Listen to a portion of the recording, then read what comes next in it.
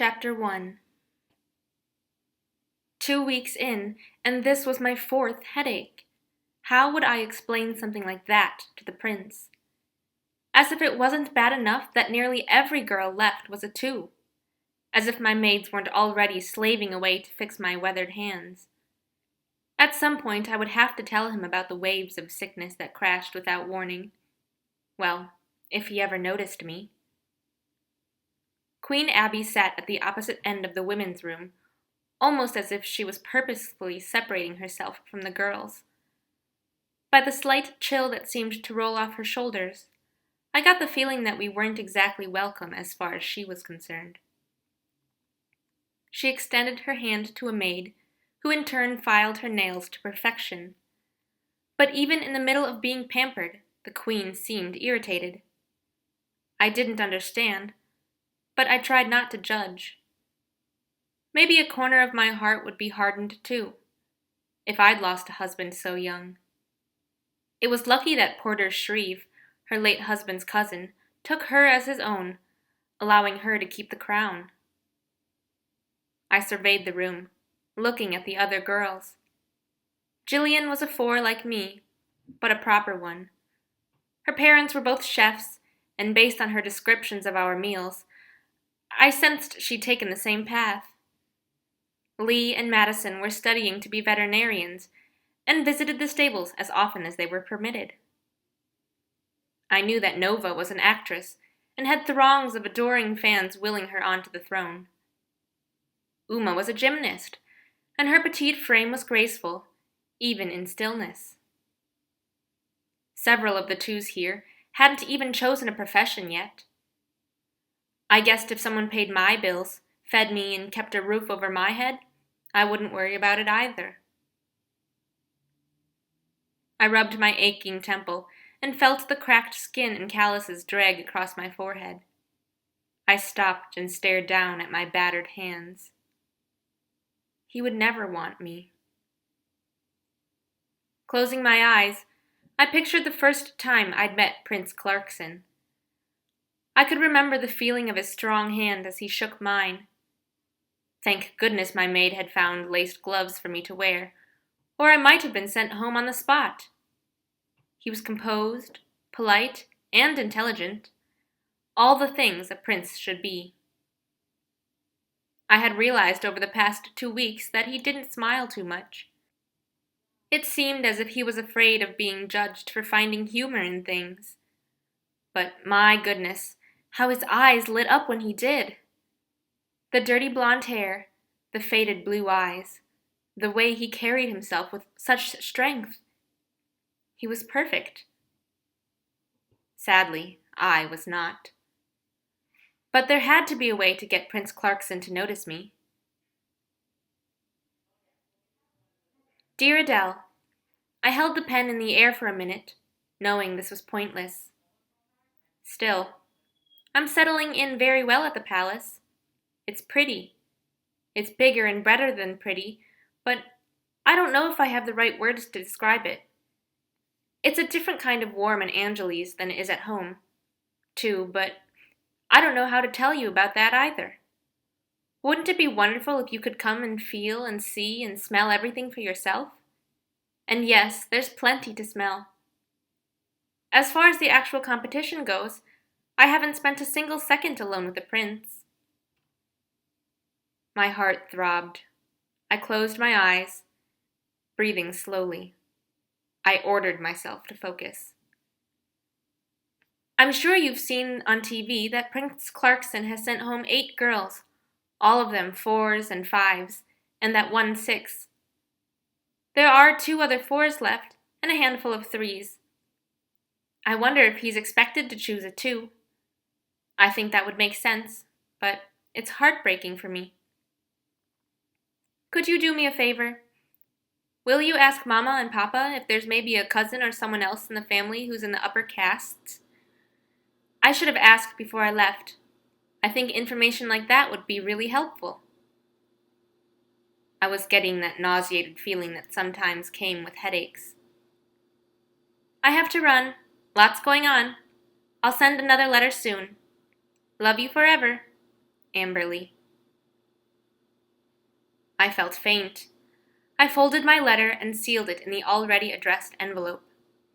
I rubbed my temples again, hoping the slight pressure would give me some relief, though it never did. "Everything all right, Amberly?" Danica asked. "Oh, yes," I lied. "Probably just tired or something. I might take a little walk, try to get my blood moving and all."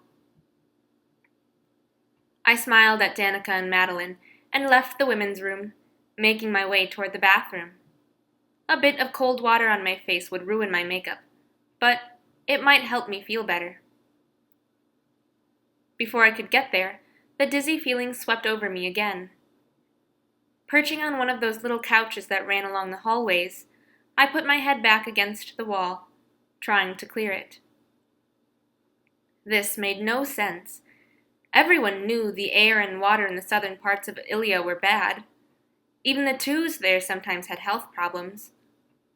But shouldn't this, escaping into the clean air, good food, and impeccable care of the palace, be helping that? I was going to miss every opportunity to make an impression on Prince Clarkson if this kept up. What if I didn't make it to the croquet game this afternoon? I could feel my dreams slipping through my fingers.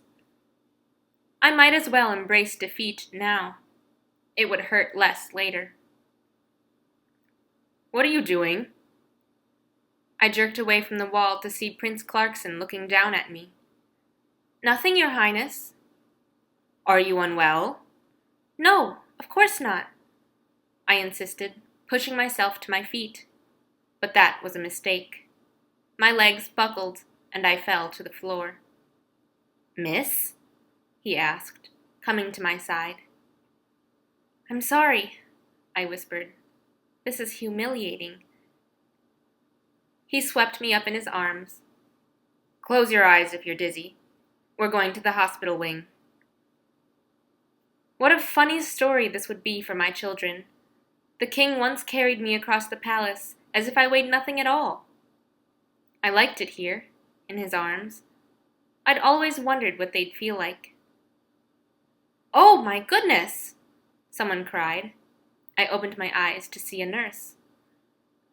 "I think she's faint or something," Clarkson said. "She doesn't seem injured." "Set her here, please, Your Highness."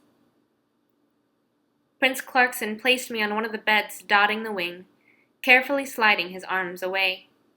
I hoped he could see the gratefulness in my eyes. I assumed he would leave immediately, but he stood by as the nurse checked my pulse. "Have you eaten today, dear? Had plenty to drink?" "We just finished breakfast," he answered for me. "Do you feel sick at all?" "No. Well, yes. What I mean is, this is really nothing." I hoped if I made this seem inconsequential, I could still make it to the croquet game later. She made a face both stern and sweet. "I beg to differ. You had to be carried in here." "This happens all the time," I blurted in frustration. "How do you mean?" the nurse pressed. I hadn't meant to confess that. I sighed, trying to think of how to explain. Now the prince would see how my life in Hondaragua had damaged me. "I get headaches a lot, and sometimes they make me dizzy." I swallowed, worried what the prince would think. At home, I go to bed hours before my siblings, and that helps me get through the workday. It's been harder to rest here. "Mm-hmm. Anything besides the headaches and tiredness?" "No, ma'am." Clarkson shifted next to me. I hoped he couldn't hear my heart pounding. "How long have you had this problem?" I shrugged. "A few years, maybe more. It's kind of normal now." The nurse looked concerned. "Is there any history of this in your family?" I paused before answering. "Not exactly, but my sister gets nosebleeds sometimes." "Do you just have a sickly family?" Clarkson asked, a hint of disgust in his voice. "No," I replied, both wanting to defend myself and embarrassed to explain. I live in Hondaragua. He raised his eyebrows in understanding. Ah. It was no secret how polluted the South was. The air was bad. The water was bad. There were so many deformed children, barren women, and young deaths. When the rebels came through, they would leave a trail of graffiti behind, demanding to know why the palace hadn't fixed this. It was a miracle my entire family wasn't as sick as I was, or that I wasn't worse. I drew in a deep breath. What in the world was I doing here? I'd spent the weeks leading up to the selection building this fairy tale in my head. But no amount of wishing or dreaming was going to make me worthy of such a man as Clarkson.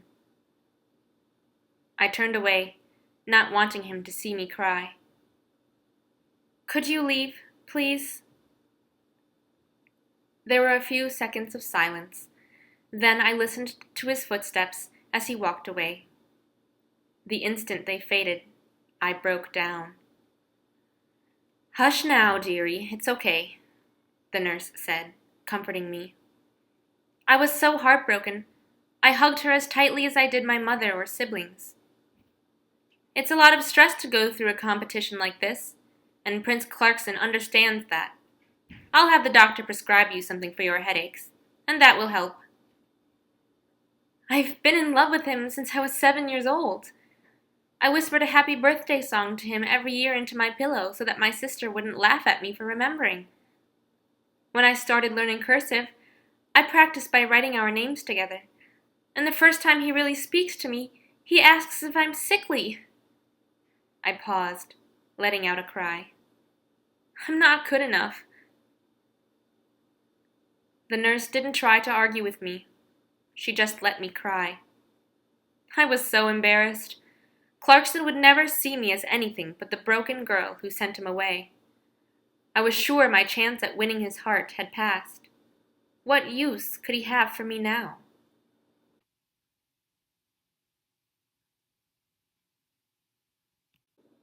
Chapter 2. Turned out croquet only allows for a maximum of 6 players at a time, which suited me just fine. I sat and watched, trying to understand the rules in case I got a turn, though I had a feeling we would all get bored and end the game before everyone had a chance. Look at his arms, Maureen sighed. She wasn't speaking to me, but I glanced up all the same. Clarkson had taken off his suit jacket and rolled up his sleeves. He looked really, really good. How do I get him to wrap those around me? Keller joked. It's not like you can fake an injury in croquet. The girls around her laughed, and Clarkson glanced their way, a hint of a smile on his lips. It always came across like that, just a trace. Come to think of it, I'd never heard him laugh. Maybe the unexpected bubble of a single chuckle, but never anything where he was just so happy he exploded in laughter. Still, the ghost of a smirk on his face was enough to paralyze me. I was fine with not seeing more. The teams moved along the field, and I was painfully aware when the prince was standing near me. As one of the girls lined up a rather skillful shot, he darted his eyes over at me, not moving his head. I peeked up at him, and he turned his attention back to the game. Some girls cheered, and he stepped closer. There's a refreshments table over there, he said quietly, still not making eye contact. Maybe you should get some water. I'm fine. Bravo, Clementine! He yelled to a girl who'd successfully ruined another's shot. All the same, dehydration can make headaches worse. Might be good for you. His eyes came down to meet mine, and there was something there. Not love, maybe not even affection, but something a degree or two beyond basic concern. Knowing I was hopeless when it came to refusing him, I stood and walked over to the table. I started to pour myself some water, but a maid took the pitcher from my hand. Sorry, I mumbled. Still getting used to that. She smiled. Not at all. Have some fruit. Very refreshing on a day like this. I stood by the table, eating grapes with a tiny fork. I'd need to tell Adele about that, too. Utensils for fruit. Clarkson looked my way a few times, seemingly double-checking that I was doing as he suggested. I couldn't tell if it was the food or his attention that lifted my mood. I never did take a chance playing the game. It was 3 more days before Clarkson spoke to me again. Dinner was dying down. The king had unceremoniously excused himself, and the queen had almost completely emptied a bottle of wine by herself. Some of the girls started to curtsy and leave, not wanting to watch the queen as she sloppily propped herself up on her arm. I was alone at my table, determined to finish every last bite of the chocolate cake.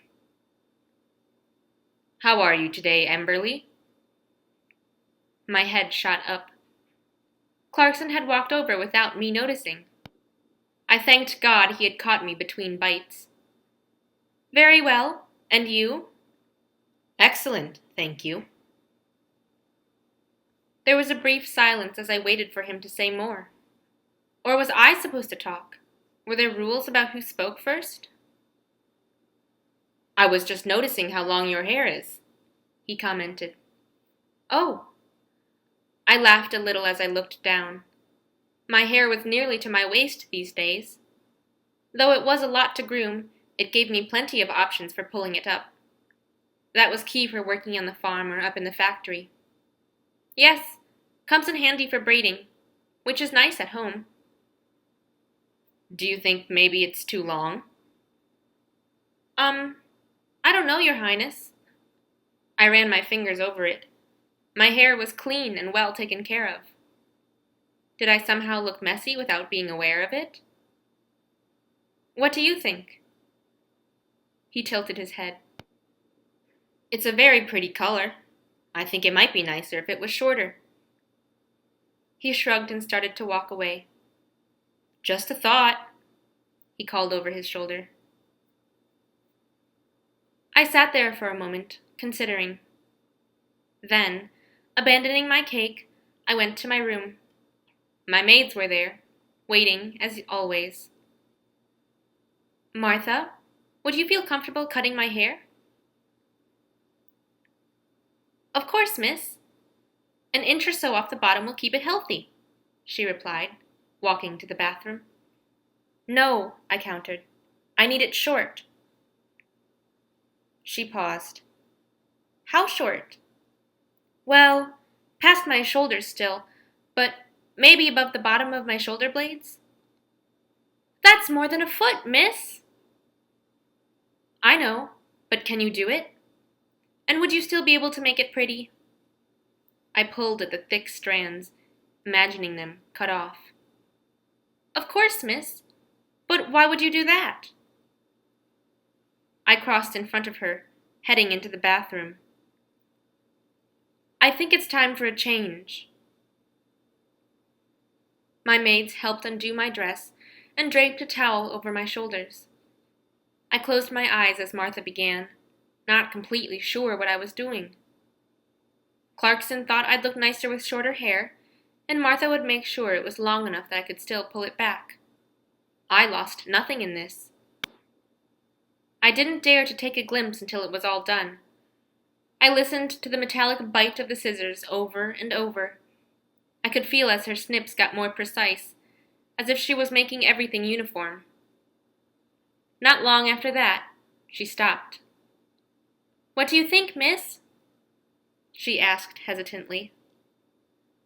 I opened my eyes. At first I couldn't even tell a difference. But I turned my head ever so slightly, and a piece of hair fell over my shoulder. I pulled a strand over the other side, and it was as if my face was encircled by a mahogany frame. He was right. I love it, Martha, I gasped, touching my hair all over. It makes you look so much more mature, Cindley added. I nodded. It does, doesn't it? Wait, wait, wait! Eamon cried, running to the jewelry box. She fished through several pieces, searching for something in particular. Finally, she came up with a necklace that had large, glittering red stones. I hadn't been brave enough to wear it yet. I lifted my hair, expecting her to want me to try it on, but she had other ideas. Gently, she laid the necklace across my head. It was so ornate, it was very reminiscent of a crown. My maids all sucked in a breath, but I stopped breathing completely. I had spent so many years imagining Prince Clarkson as my husband, but never once had I considered him as the boy who could make me a princess. For the first time ever, I realized I wanted that too. I wasn't full of connections or dripping with wealth, but I sensed it was a role that I would simply not fulfill, but excel at. I'd always believed I'd be a good match for Clarkson, but maybe I could be a good match for the monarchy, too. I looked at myself in the mirror, and along with imagining Shreve tacked on the end of my name, I placed Princess right before it. In that instant, I wanted him, the crown, every last piece of this, like nothing before.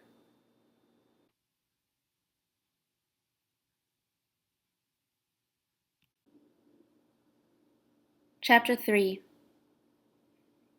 I had Martha find me a jeweled headband to wear in the morning, and left my hair completely down. I'd never been so excited about breakfast.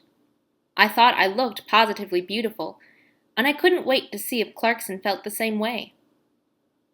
If I was smart, I'd have gotten there a bit early, but as it was, I ambled in with several other girls, completely missing my chance to get the prince's attention. I darted my eyes toward the head table every few seconds, but Clarkson was focused on his meal, dutifully cutting his waffles and ham, occasionally glancing over to some papers beside him. His father drank coffee mostly, only scooping a bite when he took a break from the document he was reading. I assumed he and Clarkson were studying the same thing, and that both of them starting so early meant that they were going to have a very busy day. The Queen was nowhere to be seen, and while the word hangover was never said aloud, I could practically hear it in everyone's thoughts. Once breakfast was over, Clarkson left with the king, off to do whatever it was they did that made our country work. I sighed. Maybe tonight. The women's room was quiet today. We had exhausted all the getting-to-know-you conversations and had grown accustomed to spending our days together. I sat with Madeline and Bianca, as I almost always did. Bianca came from one of Honduragua's neighboring provinces, and we had met on the plain. Madeline's room was next to mine, and her maid had come knocking on my door the very first day to ask my maids for some thread. Maybe half an hour later, Madeline came by to thank us, and we'd been friendly ever since. The women's room was cliquish from the beginning. We were used to being separated into groups in everyday life, 3s over here, 5s over there, so maybe it was natural for that to happen in the palace. And while we didn't divide ourselves exclusively by caste, I couldn't help wishing we didn't do it at all. Weren't we made equals by coming here? At least while the competition lasted? Weren't we going through the exact same thing? Although at the moment, it seemed as if we were going through a bunch of nothing. I wished something would happen, if only so we'd have to talk about something. Any news from home? I asked, trying to start a conversation. Bianca looked up. My mom wrote yesterday and said that Hendley got engaged. Can you believe that? She left, a week ago? Madeline perked up. What's his caste? Is she climbing? Oh, yeah, Bianca lit up with excitement. A 2. I mean, it gives you hope. I was a 3 before I left, but the idea of maybe marrying an actor instead of a boring old doctor sounds fun. Madeline giggled and nodded in agreement. I wasn't so sure. Did she know him? Before she left for the selection, I mean. Bianca tipped her head to one side, as if I'd asked something ridiculous.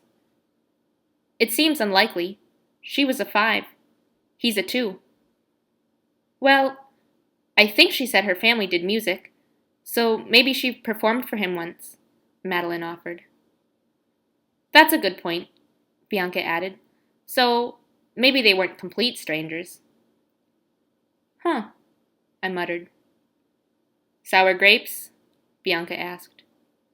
I smiled. No, if Henley is happy, then so am I.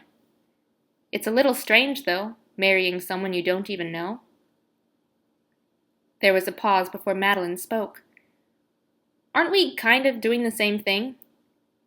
No, I exclaimed. The prince is not a stranger. Really? Madeline challenged. Then please, tell me everything you know about him, because I feel like I've got nothing. Actually, me too, Bianca confessed. I inhaled to begin a long list of facts about Clarkson, but there wasn't much to tell.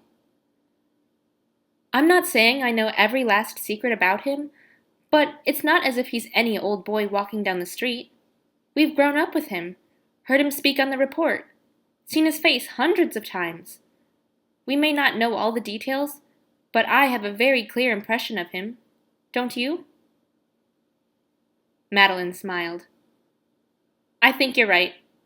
It's not as if we walked through the door not knowing his name. Exactly. The maid was so quiet, I didn't realize she'd approached until she was at my ear, whispering, You're needed for a moment, miss. I looked at her, confused. I'd done nothing wrong. I turned to the girls and shrugged before standing to follow her out the door. In the hallway, she merely gestured, and I turned to see Prince Clarkson.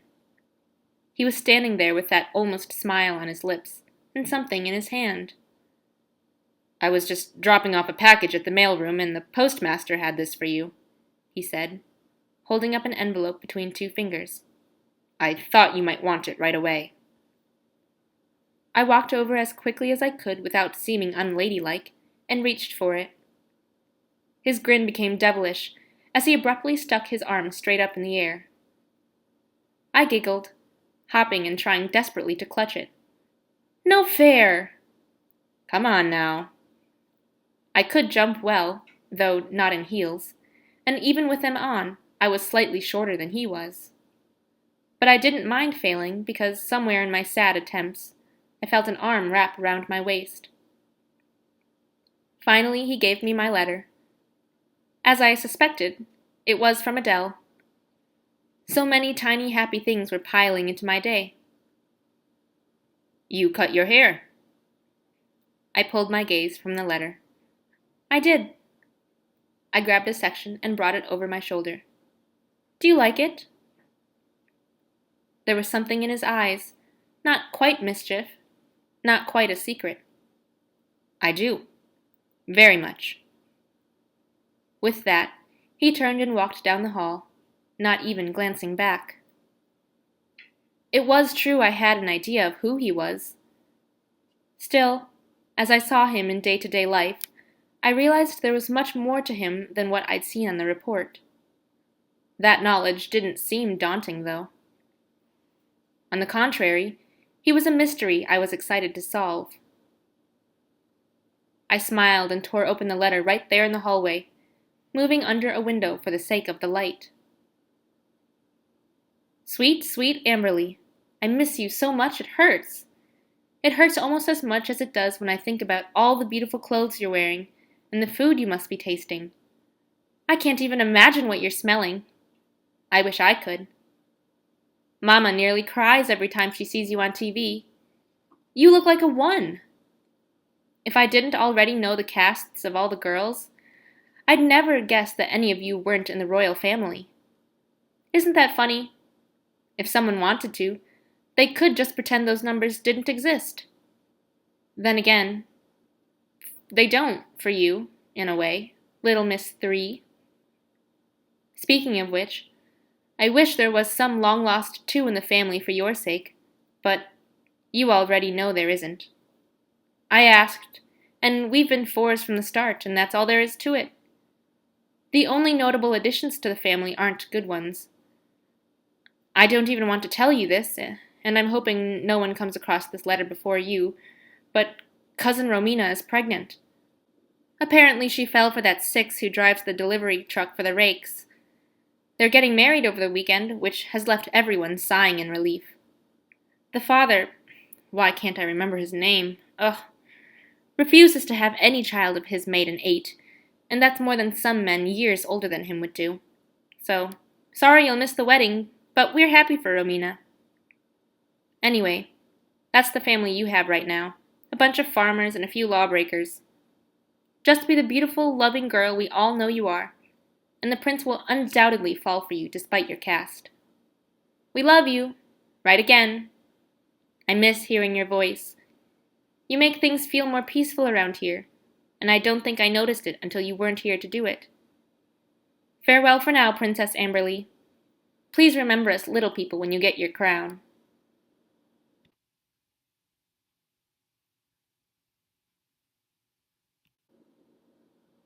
Chapter 4. Martha brushed the knots out of my hair. Even with it shorter, it was still a serious task considering how thick it was. I secretly hoped she would take her time. This was one of the few things that reminded me of home. If I closed my eyes and held my breath, it could have been Adele pulling the comb. As I was picturing the slight gray tinge of home, hearing Mama hum over the constant sounds of delivery vans, someone knocked and I was pulled back into the present. Cindley ran to the door, and the second after she opened it, she dropped into a curtsy. Your Highness! I stood and immediately crossed my arms over my chest, feeling incredibly vulnerable. The nightgowns were so thin. Martha, I whispered urgently. She peeked up from her curtsy. My robe, please? She rushed to get it as I turned to face Prince Clarkson. Your Highness, how kind of you to visit. I curtsied quickly, then moved my arms back to my chest. I was wondering if you might join me for a late dessert. A date? He was here for a date? And I was in my nightgown, makeup stripped, hair half brushed. Should I change? Martha handed me my robe, and I swooped it on. No, you are fine as you are, he insisted, walking into my room as if he owned it. Which, I guessed, he did. Behind his back, Eamon and Cindley scurried out of the room. Martha looked at me for instruction, and after I gave her a quick nod, she left. Are you happy with your room? Clarkson asked. It's rather small. I laughed. I suppose if you've grown up in a palace it would seem that way. I like it, though. He walked over to the window. Not much of a view. But I like the sound of the fountain, and when anyone drives up, I hear the crunch of the gravel. I'm used to a lot of noise. He made a face. What kind of noise? Music being played on loudspeakers. I didn't realize that didn't happen in every town until I got here. And engines from trucks or motorbikes. Oh, and dogs. I'm used to barking. Quite the lullaby, he remarked, walking back to me. Are you ready? I discreetly searched for my slippers, spotted them by my bed, and went to put them on. Yes. He strode over to the door, then looked at me and extended his arm. I bit at my smile as I went to join him. He didn't seem to particularly like being touched.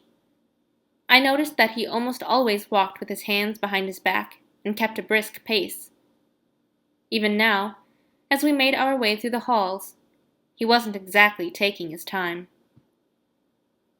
Considering that, I felt a thrill all over again at how he teased me with my letter the other day, and that he allowed me to be near him at all right now.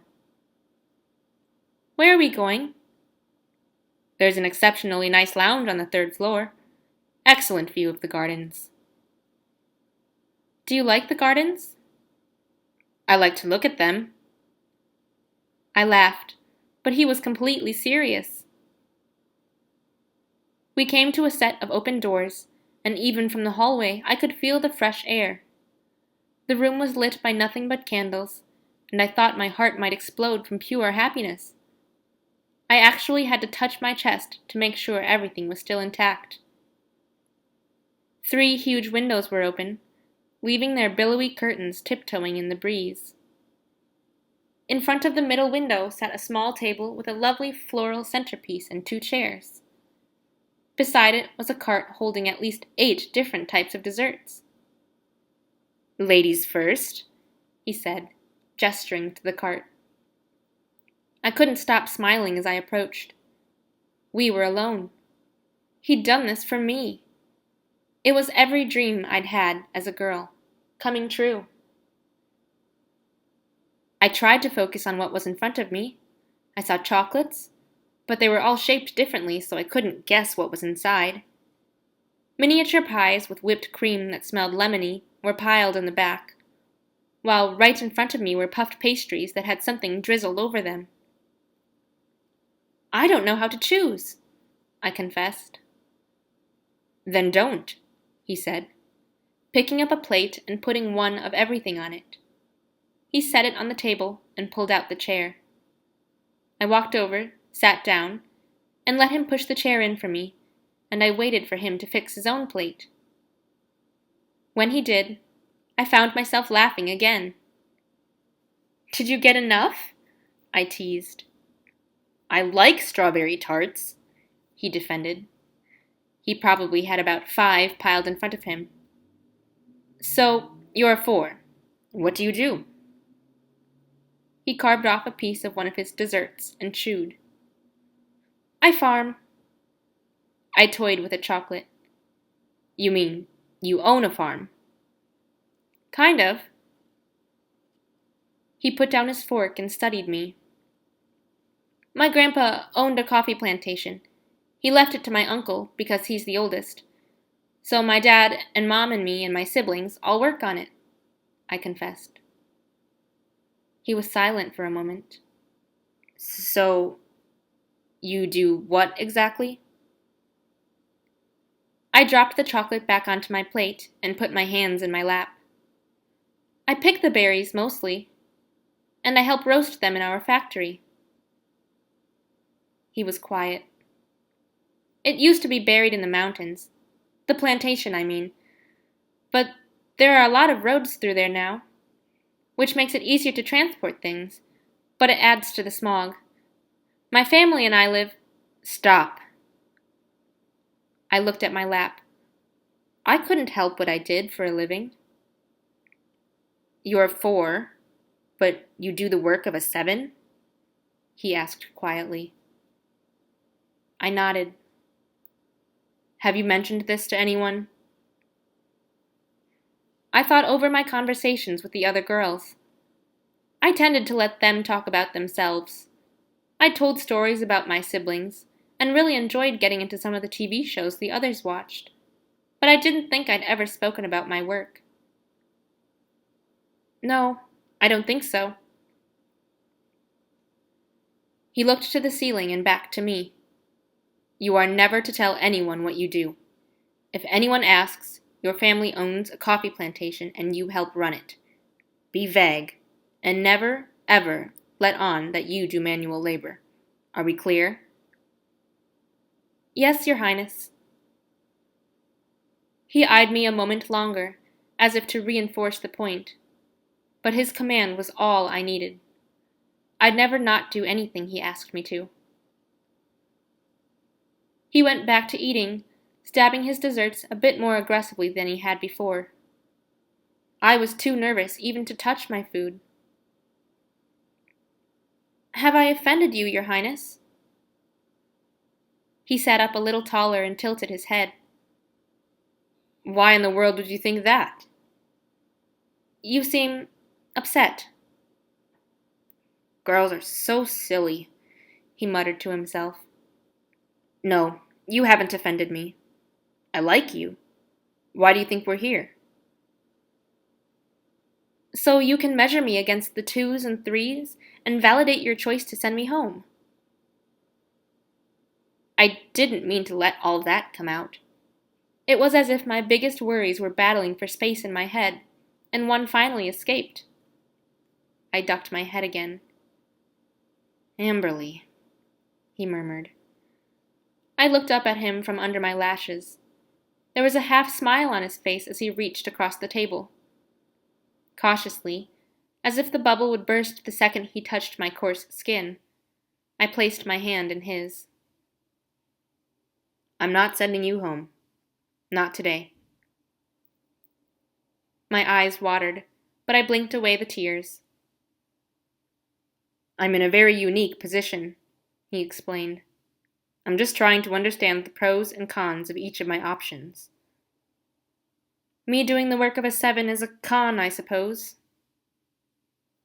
"Absolutely," he answered, but with no trace of malice in his tone.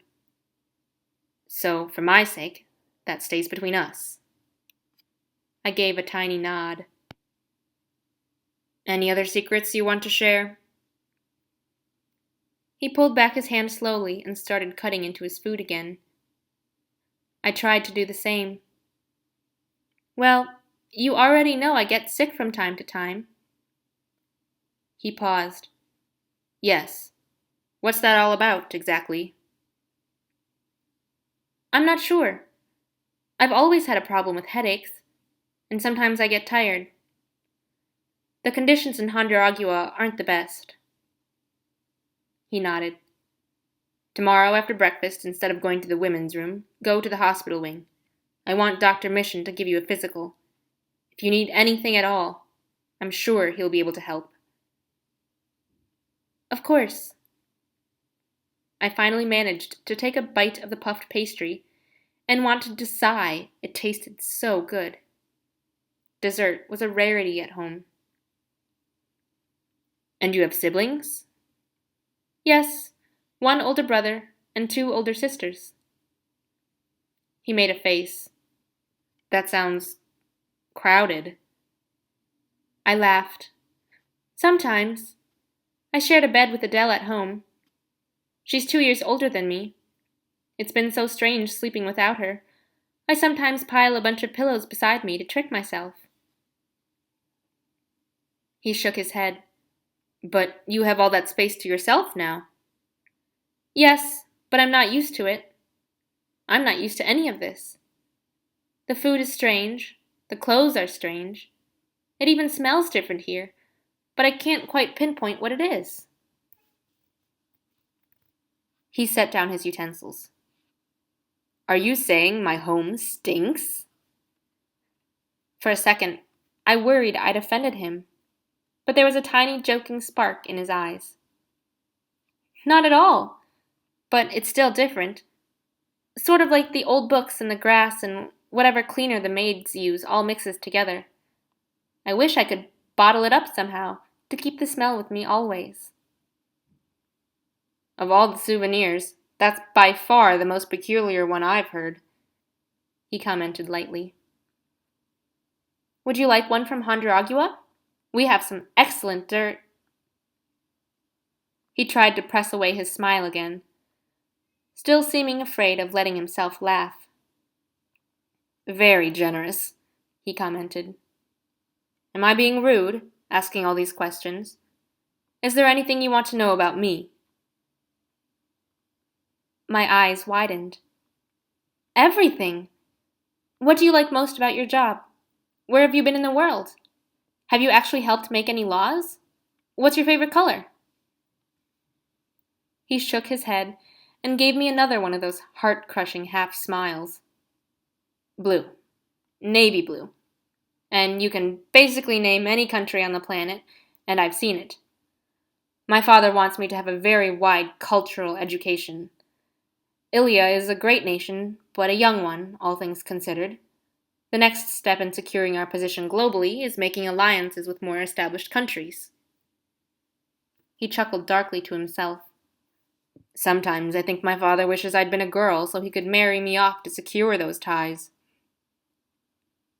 Too late for your parents to try again, I suppose? His grin faltered. I think it's been past that for a while. There was something more to that statement, but I didn't want to pry. My favorite thing about my job is the structure. There's order to it. Someone places a problem in front of me, I find a way to solve it. I don't like things left open or undone, though that's not typically an issue for me. I'm the prince, and one day I will be king. My word is law. His eyes sparkled with delight at his speech. It was the first time I'd seen him impassioned like that. And I could understand it. Though I didn't long for power myself, I was aware of the appeal. He continued to stare at me, and I felt something warm trickle through my veins. Maybe it was because we were alone, or because he seemed so sure of himself, but I was suddenly very aware of him. It felt as if every nerve in my body was attached to every nerve in his, and as we sat there, a strange electricity began filling the room. Clarkson circled his finger on the table, refusing to look away. My breathing sped up, and when I let my eyes drop to his chest, it looked as if his had too. I watched his hands move. They looked determined, curious, sensual, nervous. A list went on in my head as I stared at the little paths he drew on the table.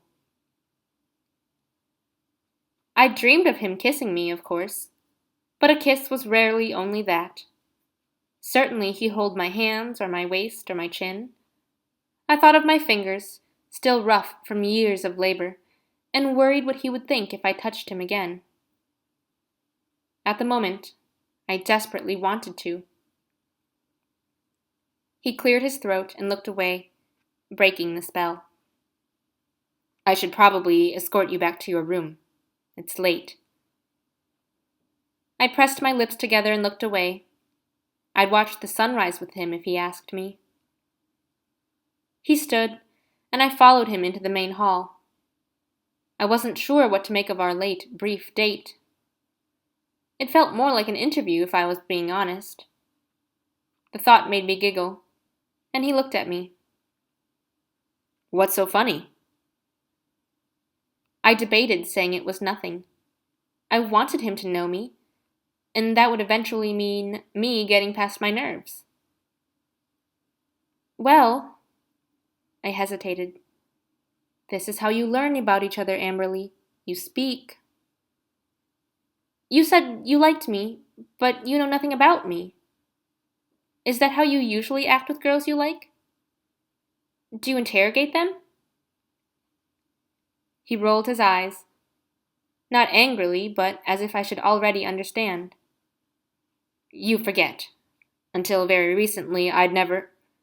The sound of a crashing door instantly startled us out of our conversation. I recognized the Queen immediately. I started to curtsy, but Clarkson pushed me sideways into another hallway. Don't you walk away from me! The King's voice boomed across the floor. I refuse to talk to you when you're like this, the Queen replied, her speech faintly slurred. Clarkson put his arm around me, shielding me even more. But I suspected he needed the embrace more than I did. Your spending this month is outrageous, the King roared. You can't go on like this. It's that kind of behavior that sends this country into the hands of the rebels. Oh no, dear husband, she replied, her voice drenched in fake sweetness. It will send you into the hands of the rebels. And believe me, no one will miss you when it does. Get back here, you conniving bitch! Porter, let me go! If you think you can bring me down with a handful of overpriced gowns, you are mistaken. There was the sound of one of them striking the other. Instantly, Clarkson let me go. He grabbed one of the door handles and turned, but it was locked. He moved to the other, and it opened. He grabbed my arm and forced me inside, shutting the door behind us. He started pacing, gripping his hair with his hands as if he was tempted to rip it all out. He moved to the couch, grabbing a pillow, and tore it to threads. When he'd finished with that one, he moved on to a second. He smashed a small end table, threw several vases against the stonework of the fireplace, tore the curtains. Meanwhile, I pressed my body against the wall by the door, trying to make myself invisible. Maybe I should have run or gone for help, but I didn't think I could leave him alone like that. When it looked as if he'd gotten most of his anger out of his system, Clarkson remembered I was there. He stormed across the room and stopped in front of me, a finger pointing at my face. "If you ever tell anyone what you heard, or what I did, so help me God!" But I was shaking my head before he finished. "Clarkson," the angry tears glistening in his eyes as he continued, "you never let on. You understand?" I raised my hands to his face, and he flinched. I paused and tried again, moving even slower this time. His cheeks were warm, slightly tinged with sweat. "There's nothing for me to tell," I vowed. His breathing was so fast. "Please, sit," I urged. He hesitated. "Just for a moment." He nodded. I pulled him to a chair and settled on the floor beside him. "Put your head between your knees and breathe." He looked at me questioningly, but obeyed. I put my hand on the back of his head, running my fingers over his hair and down his neck. "I hate them," he whispered. "I hate them." "Shh. Try to calm down." He looked up. "I mean it. I hate them. When I'm king, I'm sending them away." "Hopefully not to the same place," I muttered. He took a breath, and then he laughed. It was a deep, genuine laugh, the kind you can't stop even if you want to. So he could laugh. It was buried, that was all. Hidden behind all the other things he had to feel and think and manage.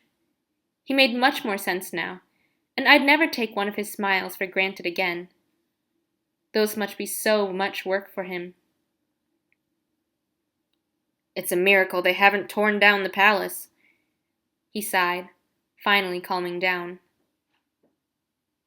Risking his flying off the handle again, I dared a question.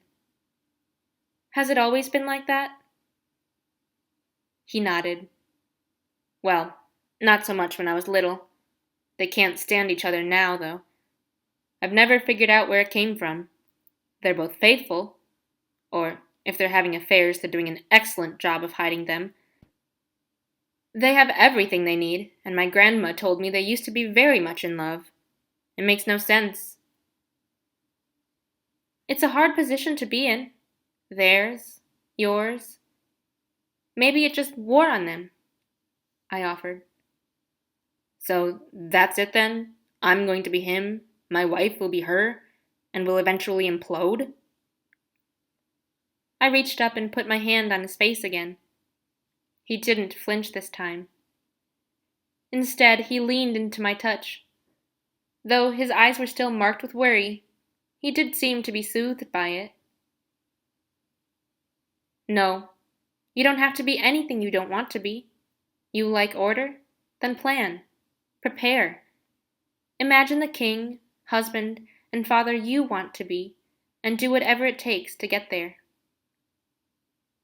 He looked at me, almost with pity. "It's adorable that you think that's all it takes."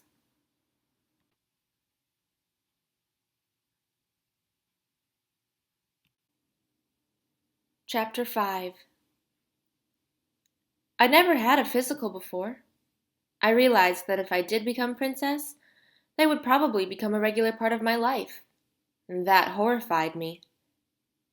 Dr. Mission was kind and patient, but I was still uncomfortable letting a stranger see me naked. He took my blood, did numerous X-rays, and poked at me all over, looking for anything that might be amiss. I felt exhausted when I left. Of course, I hadn't slept well, and that didn't help.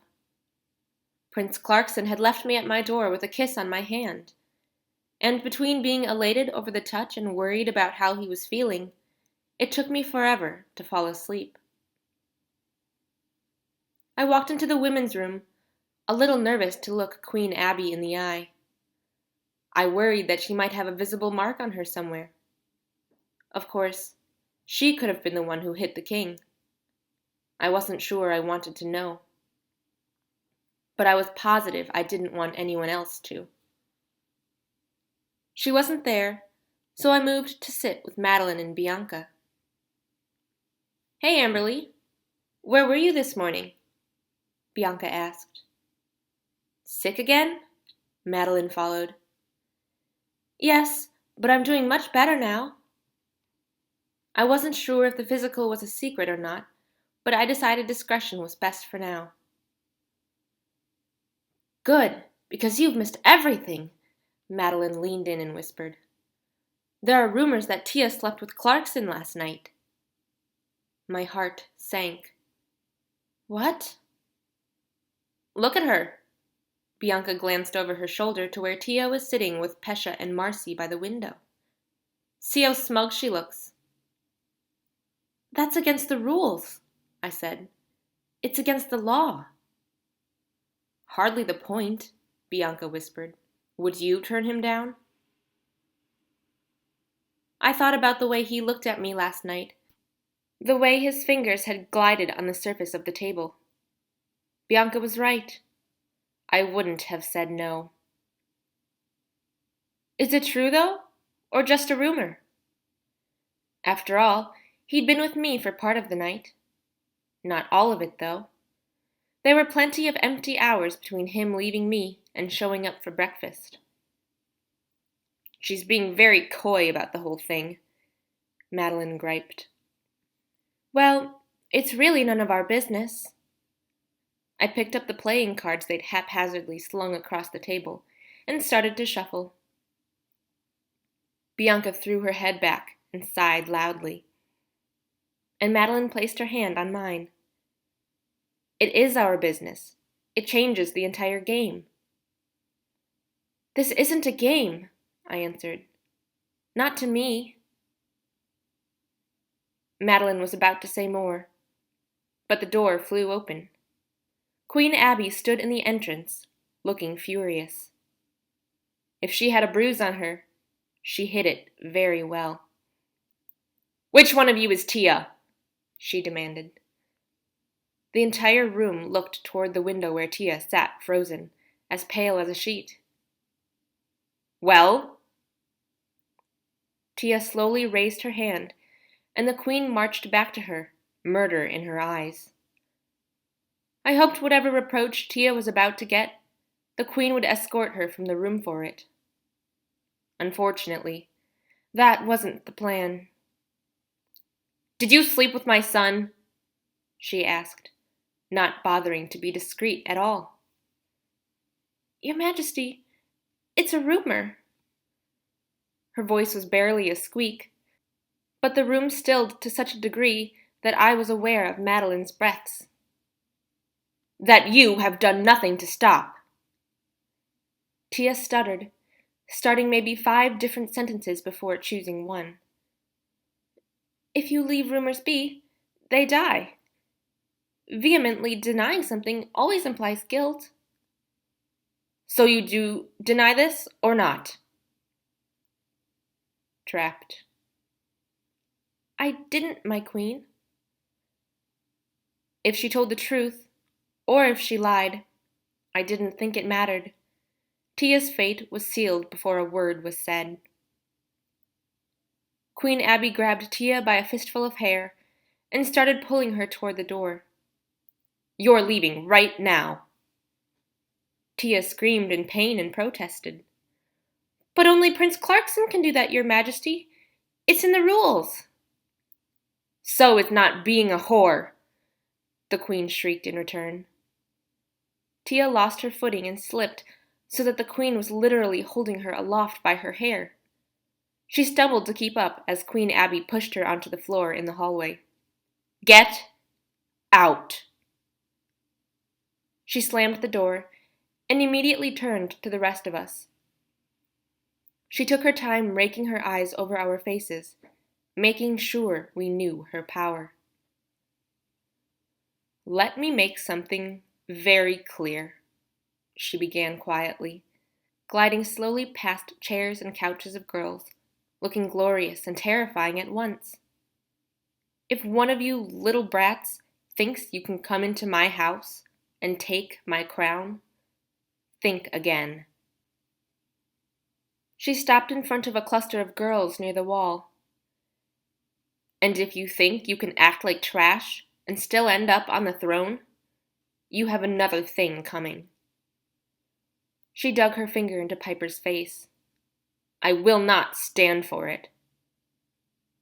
Piper's face was flung back by the force of the Queen's finger, but she didn't react to the pain until after Queen Abby had passed. "I am Queen, and I am beloved. If you want to marry my son and live in my home, you will be everything I tell you to be: obedient, tasteful, and silent." She wove her way through the tables and stopped in front of Bianca, Madeline, and me. "From now on, your only job is to show up, be a lady, sit there, and smile."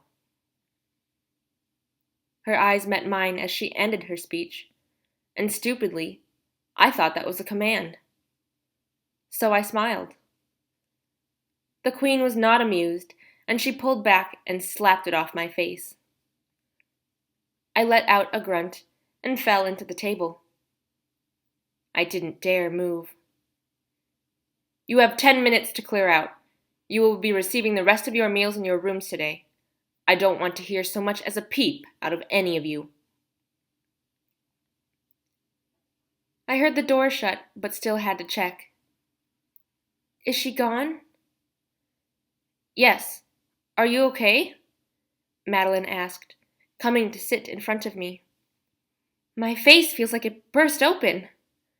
I pulled myself up, but the throb from my cheek pulsed down my body. "Oh my goodness!" Bianca cried. "You can see our handprint." "Piper?" I called. "Where's Piper?" "Here," she said through tears. I stood up, and she was already walking toward me. "Is your face all right?"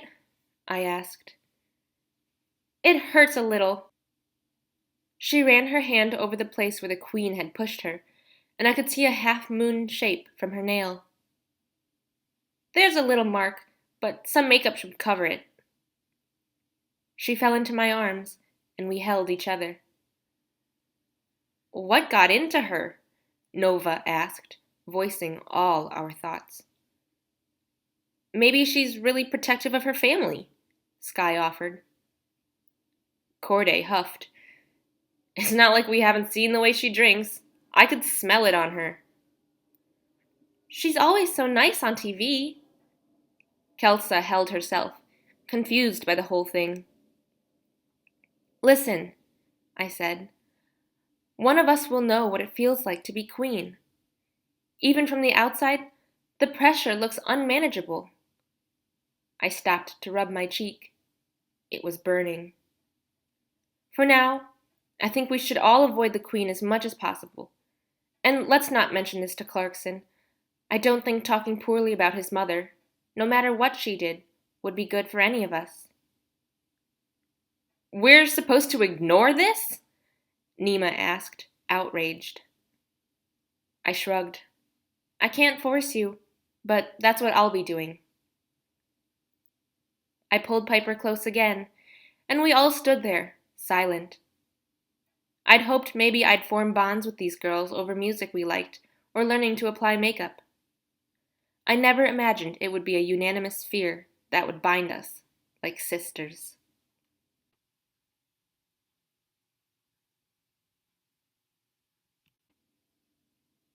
Chapter 6. I decided I would never ask him.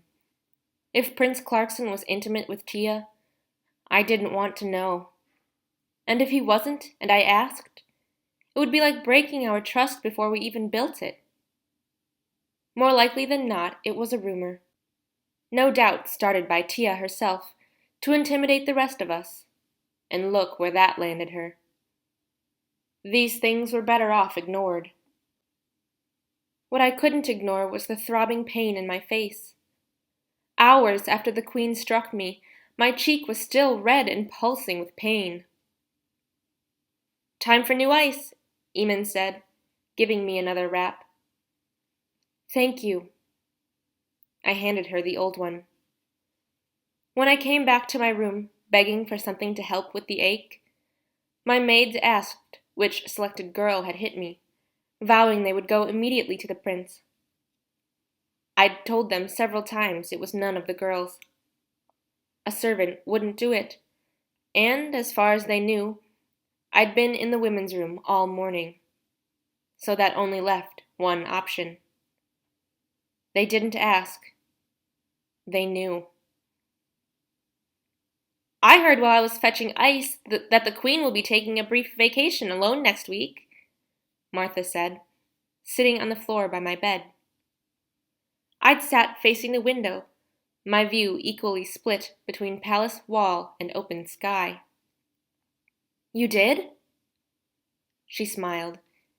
"It seems the number of visitors has taken a toll on her nerves, so the king has asked her to take some time for herself." I rolled my eyes. He yells about expensive dresses and then sends her on a holiday. I wouldn't complain, though. A week without her felt like heaven right now. "Does it still hurt?" she asked. I averted my gaze and nodded. "Don't worry, miss. By the end of the day, it'll all be gone." I wanted to tell her the pain wasn't the real problem. My true worry was that this was one sign of many that life as a princess might be challenging at best. At worst, it would be horrific. I tallied through what I knew. The king and queen loved each other at one point, but now they worked to contain their hatred. The queen was a drunk and consumed with possessing the crown. The king, at the very least, was on the edge of a breakdown. And Clarkson was doing his best to come across as a resigned, calm, controlled person. But underneath that, his laugh was childlike. And when he broke, it was a miracle he managed to find all the pieces of himself again. It wasn't as if I was a stranger to suffering. At home, I worked to the point of exhaustion. I endured sweltering heat. Even though being a four should offer some level of security, I lived close to poverty. This would be a new hardship to endure. That was, of course, if Prince Clarkson chose me. But him choosing me would mean he loved me, right? And wouldn't that make it all worth it? "What are you thinking about, miss?" Martha asked. I smiled and reached for her hand. "The future, which is pointless, I suppose. What comes will come." "You're a sweet one, miss. He'd be lucky to have you." "And I'd be lucky to have him." It was true. He was everything I ever wanted. It was all the strings attached to him that frightened me. Danica slipped into another pair of Bianca's shoes. "They're a perfect fit." "Okay, I'll take these, and you take my blue ones." "Done." Bianca shook Danica's hand and grinned from ear to ear. No one told us to stay out of the women's room for the rest of the week, but all the girls opted to do just that. Instead, we gathered in groups and hopped from bedroom to bedroom, trying on one another's clothes and talking the way we always did. Except it was different. Without the Queen around, the girls turned into, well, girls. Everyone seemed a little bit lighter now. Instead of worrying about protocol or being perfectly ladylike, we let ourselves be the people we were before our names were drawn, the girls we were at home. Danica, I think we're close to the same size. I bet I have dresses that would work with those shoes, I offered. I'll take you up on that. You got one of the good sets. Also, Corday, have you seen the things her maids make? I sighed. I didn't know what they did, but Corday's maids made fabric hang in ways I didn't see on anyone else.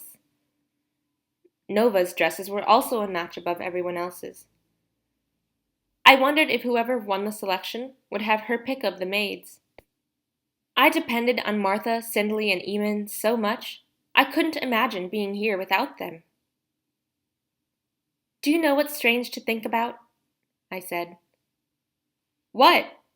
Madeline answered, rummaging through Bianca's jewelry box. One day, it won't be like this. Eventually, one of us will be here alone. Danica sat down with me at Bianca's table. I know. Do you think that's part of why the Queen is so angry? Maybe she's been alone too much. Madeline shook her head. I think that's by choice. She could have anyone stay as her guest if she wanted. She could move an entire household into the palace if it pleased her. Not if it bothered the king, Danica replied. True. Madeline went back to the box. I can't get a read on the king. He's kind of detached from everything. You think Clarkson will be like that? No, I answered, smiling to myself. Clarkson is his own person. No one added to the discussion, and I looked up to find Danica's devilish grin. What? You've got it bad, she said, almost as if she felt sorry for me. What do you mean? You're in love with him. You could find out tomorrow that he kicks puppies for fun, and you'd still be moony-eyed over him. I sat up a little straighter. He might marry me. Shouldn't I love him? Madeline chuckled, and Danica pressed on. Well, yes, but it's the way you act, like you've been in love with him forever. I blushed and tried not to think of the time I stole change from Mama's purse to buy a stamp with his face on it. I still had it on a piece of rough paper and used it as a bookmark. I respect him, I defended. He's the prince. It's more than that. You'd take a bullet for him if you had to. I didn't answer. You would! Oh my goodness! I stood. I'm going to grab some of those dresses. I'll be right back.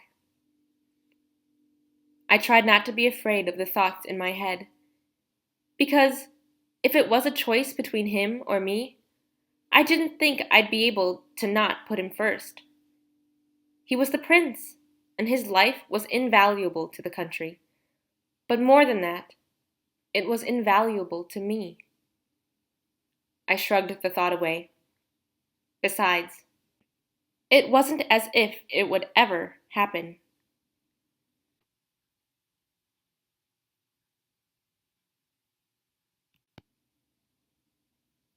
Chapter 7. The blinding lights in the studio always took some adjusting to.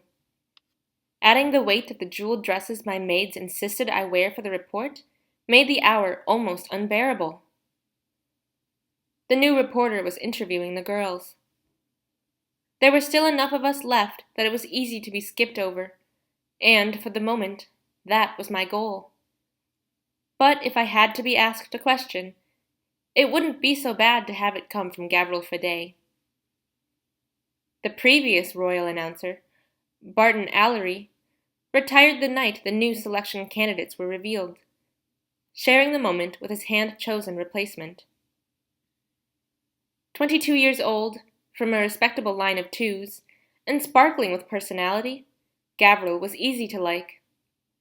I was sad to see Barton go, but not that sad.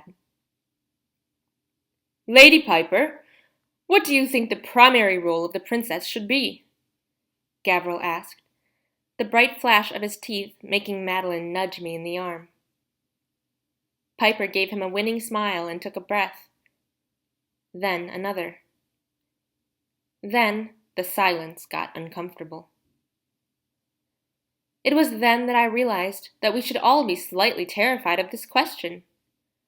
I darted my eyes toward the Queen, who would leave on a flight immediately after the cameras turned off. She was watching Piper, daring her to speak after she'd warned us to be silent. I checked the monitor, and the fear in her face was painful to watch. Piper? Pesha whispered beside her. Piper finally shook her head. Gavril's eyes said he was searching for a way to save this, to save her. Barton would have known what to do for sure. Gavril was just too new. I raised my hand, and Gavril looked up at me, grateful. We had such a long conversation about this the other day. I'm guessing Piper just doesn't know where to start. I laughed, and some of the other girls followed. We all agree our first duty is to the prince. Serving him is serving Illea, and that might seem like a strange job description, but us doing our part allows the prince to do his. Well said, Lady Amberley. Gavril smiled and moved on to another question. I didn't look at the Queen. Instead, I focused on sitting upright as the stab of another headache started in. Maybe they were caused by stress? But if that was the case, then why did I get them for no reason at all sometimes? I noted on the monitors that the cameras were not focused on me or even my row, so I allowed myself a tentative brush of my forehead. Of all the things, I could tell my hands were getting softer. I wanted to prop my head up on my arm completely, but that wasn't possible. Even if the rudeness would have been forgiven, the dress wouldn't allow me to bend that way. I pulled myself up, focusing my breathing. The steady ache was growing, but I willed myself to stay upright. I'd worked through feeling sick before, and under much worse conditions. This is nothing, I told myself. All I have to do is sit. The questions seemed to last forever, though I didn't think Gavril had spoken to all the girls. Eventually, the cameras stopped rolling. I remembered then that I wasn't quite finished. There was still dinner before I could go back to my room, and that usually lasted about an hour. Are you all right? Madeline asked. I nodded. Tired, probably. We turned our heads to the sound of laughter. Prince Clarkson was talking to some of the girls in the front row. I like his hair tonight, Madeline commented. He held up a finger to the ladies he had been speaking with and circled around to the crowd, his eyes on me. I made a small curtsy when he approached, and as I stood, I felt his hand go around my back, binding us together and keeping our faces from the others. Are you sick? I sighed. I tried to hide it. My head is throbbing. I just need to lie down. Take my arm. He held out his elbow for me, and I wrapped my hand around it. Smile. I lifted my lips. Despite the discomfort, it was easier with him there. Very generous of you to grace me with your presence, he said. just loud enough so the girls we were standing by could hear. "I'm trying to remember what dessert it is you like best." I didn't answer but continued to look happy as we exited the studio. I let my smile drop once we were out the doorway, and when we reached the end of the hallway, Clarkson scooped me up. "Let's get you to the doctor." I clenched my eyes together. I was getting nauseated again, and my whole body was starting to feel clammy. But I felt more comfortable in his arms than I would have on a chair or bed. Even with all the swaying, being curled up with my head on his shoulder felt like the best thing in the world. A new nurse was in the hospital wing, but she was just as kind as she helped Clarkson get me into a bed with my legs propped up on a pillow. "The doctor is sleeping," she said. "He was up all last night and most of the day with 2 different maids, helping them deliver. 2 boys, back to back, only 15 minutes apart." I smiled at the happy news. "There's no need to disturb him," I told her. "It's only a headache and it'll pass." "Nonsense," Clarkson replied. "Send for a maid and have our dinners brought here. We'll wait for Dr. Mission." The nurse nodded and headed off. "You didn't need to do that," I whispered. "He's had a rough night, and I'll be fine." "I'd be remiss if I didn't make sure you were properly taken care of." In my head, I tried to turn those words into something romantic, but it sounded more as if he felt obligated. Still, if he had wanted to, he could have gone to eat with the others. Instead, he chose to stay with me. I picked at my dinner, not wanting to be rude, but my head was still making me feel sick. The nurse brought some medicine for me, and by the time Dr. Mission showed up, his hair slick from a shower, I felt much better. The throbbing was more like a tiny pulse than a ringing bell. "I'm sorry for the delay, Your Highness," he said with a bow. "It's no problem," Clarkson replied. "We've been enjoying a lovely meal in your absence." "How was your head, miss?" Dr. Mission took my wrist in his fingers to check my pulse. "Much better. The nurse gave me some medicine, and that did a world of good." He pulled out a little light and shone it into my eyes. "Maybe you should take something daily. I know you try to fix them when they start, but we might be able to stop them from happening. Nothing for certain, but I'll see what I can get you." "Thank you." I folded my arms over my lap. "How are the babies?" The doctor beamed. "Absolutely perfect. Healthy and fat." I smiled, thinking of the 2 new lives that started in the palace today. Would they be best friends, maybe? And grow up telling everyone the same story about how they were born so close to each other? "Speaking of babies, I wanted to discuss some of the results of your physical." All humor left my face, left my whole body. I sat up straighter, bracing myself. I could read in his expression that I was about to be sentenced to something. "Your tests show several different toxins in your bloodstream. If they're showing up this heavily after weeks of being out of your home province, it's my guess that the levels were much higher when you were there. Now, for some people, this wouldn't be an issue. The body responds, adjusts, and can live without any side effects whatsoever. Based on what you told me about your family, I would say 2 of your siblings are doing just that." "But one of your sisters gets nosebleeds, correct?" I nodded. "And you get constant headaches?" I nodded again. "I suspect your body is not taking these toxins in stride. Between the tests and some of the more personal things you've told me, I think these bouts of tiredness, nausea, and pain will continue, probably for the rest of your life." I sighed. Well, that wasn't worse than what I was experiencing now, and at least Clarkson didn't seem bothered by my condition. "I also have reasons to be concerned about your reproductive health." I stared at him, wide-eyed. In my periphery, I noticed Clarkson shift in his seat. But why? My mother had 4 children, and she and my father both came from large families. I just get tired, that's all. Dr. Mission remained composed, clinical, as if he wasn't discussing the most personal parts of my life. Yes, and while genetics helps, based on the tests, it seems that your body would be an unfavorable habitat for a fetus, and any child you might conceive. He paused, flitted his eyes toward the prince before looking back at me. Might be unfit for certain tasks. Certain tasks.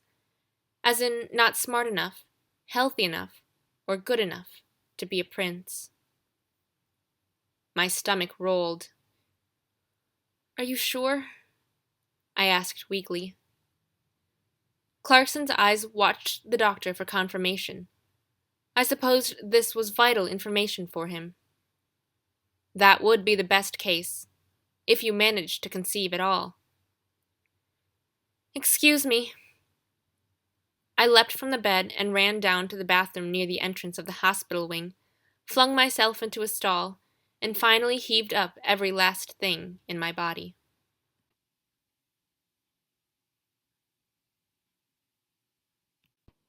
Chapter 8. A week went by. Clarkson didn't so much as look at me. I was heartbroken. I had foolishly let myself believe it was possible. After we'd moved past the awkwardness of our first conversation, it seemed as if he'd gone out of his way to see me, to look after me. Clearly, that had passed. I was sure that one day soon Clarkson would send me home. Sometime after that, my heart would mend. If I was lucky, I'd meet someone new. And what would I say to him? Not being able to create a worthy heir to the throne was something theoretical. Afar off, maybe. But not being able to create any sort of healthy child? It was too much to bear. I ate only when I thought people were watching. I slept only when I was too exhausted not to. My body didn't care for me, so what did I care for it? The Queen returned from her holiday. The reports continued. The days of endlessly sitting like dolls rolled blindly into one another. It was nothing to me. I was in the women's room, sitting by the window. The sun reminded me of Hondaragua, though it was drier here. I sat praying, begging God to have Clarkson send me home. I was too ashamed to write my family and tell them the bad news. But being around all these girls and their aspirations to climb castes made it worse. I had limits. I couldn't hope for that. At least at home I wouldn't have to think about it anymore. Madeline came up behind me and rubbed her hand on my back. You all right? I mustered a weak smile. Just tired. Nothing new. You sure? She smoothed her dress beneath her as she sat. You seem different. What are your goals in life, Madeline? How do you mean? I mean just that. What are your dreams? If you could get the most out of life, what would you ask for? She smiled wistfully. I'd be the new princess, of course, with tons of admirers and parties every weekend and Clarkson on a string. Wouldn't you? That's a lovely dream. Now, if you were to ask the least out of life, what would you ask for? The least? Why would anyone go for the least they could have? She grinned, joking, even though she didn't understand. But shouldn't there be a least? Shouldn't there be a bare minimum that life should give you? Is it too much to ask for a job you don't hate? Or for someone to truly have and hold? Is it too much to ask for one child? Even one some would call flawed. Couldn't I at least have that? My voice broke, and I put my fingers over my mouth, as if my tiny bones would be enough to stop the hurt. Amberly? Madeline whispered. What's wrong? I shook my head. Really, I just need rest. You shouldn't be here now. Let me walk you to your room.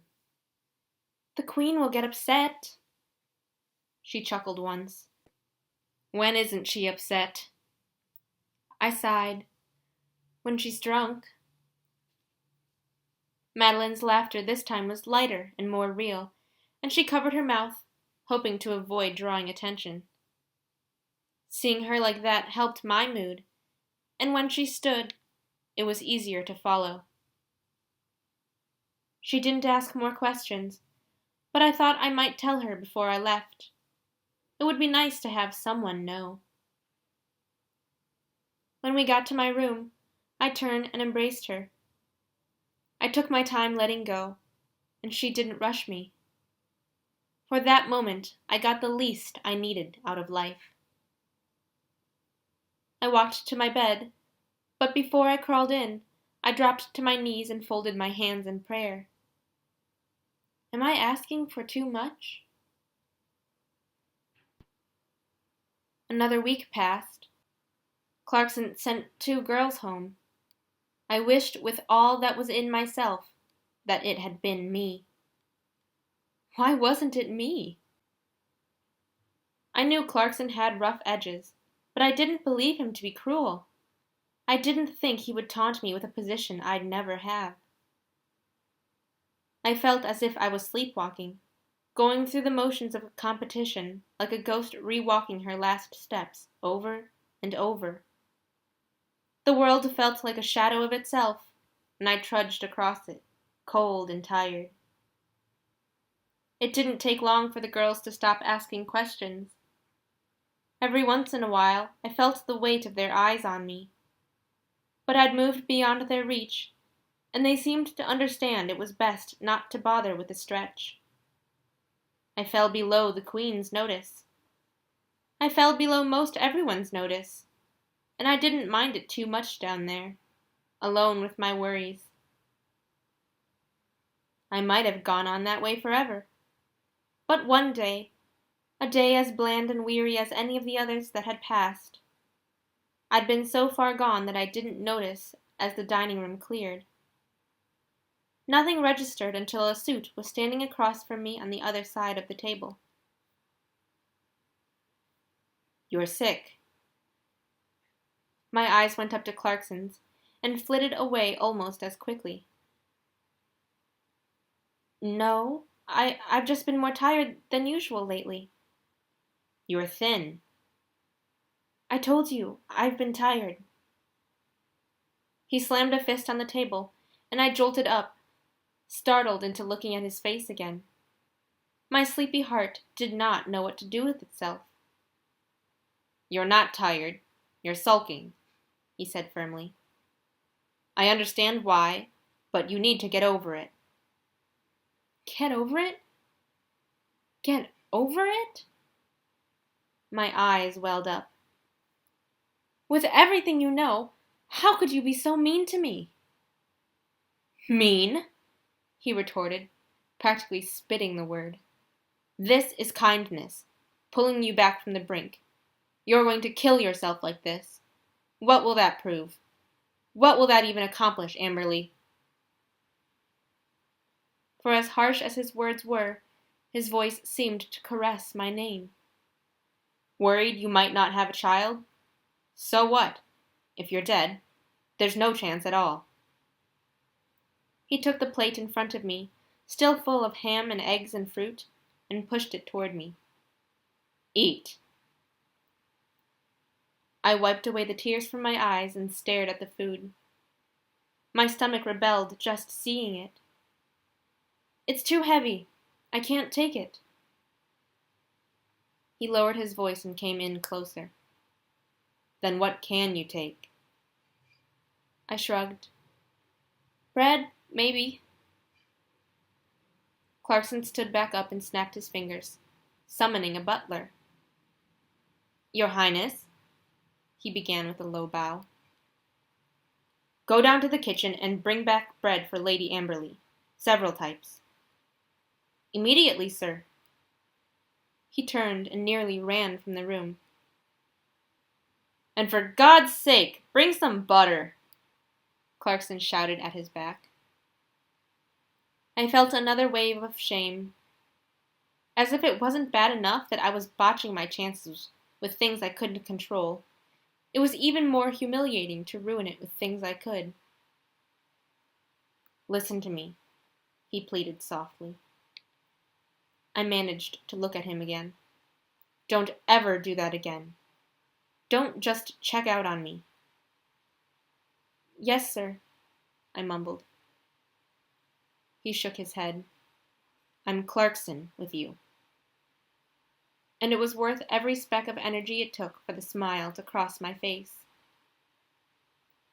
"You have to be spotless, do you understand? You need to be an exemplary candidate. Up until recently, I didn't think there'd ever be a need to tell you that, but now it seems I do. Don't give anyone a reason to doubt your competence."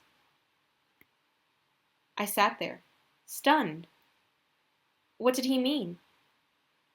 If I'd had any more clarity of mind, I'd have asked. Not a moment later, the butler returned with a tray full of rolls and twists and loaves, and Clarkson stepped back. "Until next time." He bowed and left, arms tucked behind his back. "Will this do, my lady?" the butler asked. And I dragged my tired eyes to the pile of food. I nodded, picked up a roll, and bit.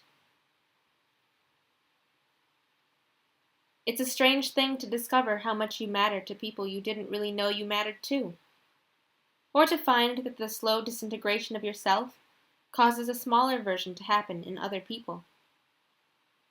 When I asked Martha if she wouldn't mind bringing me a bowl of strawberries, her eyes welled up. When I laughed at a joke Bianca told, I noticed that Madeline sort of gasped before she joined in herself.